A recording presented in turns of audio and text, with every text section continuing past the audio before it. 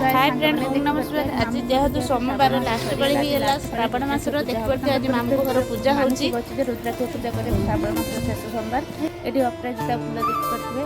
ये मंदार फूल, ये हूँ पद्म फूल, ये नागेश्वर फूल फूल ये तुलिया भारी कष्ट सका आबटे खुंटिक आनवा ये चंपा फूल, ये है गयस फूल प्रभुंर तो भारी प्रिय गयस फूल, ये हूँ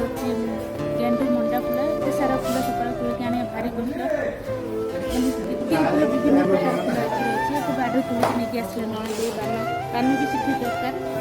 मंदिर में ये सारा फूल ये हूँ बेलपत्र किसी तो ये फूल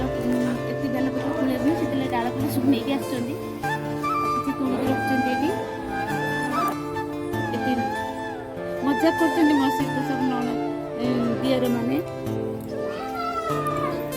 से मत भल पाती ये नणद भी मत बहुत भल पाती देखिए स्माइल के सुंदर देखिए बहुत भल पाती। ये सब बुद सजा हो रही नगर लगी मंदिर ये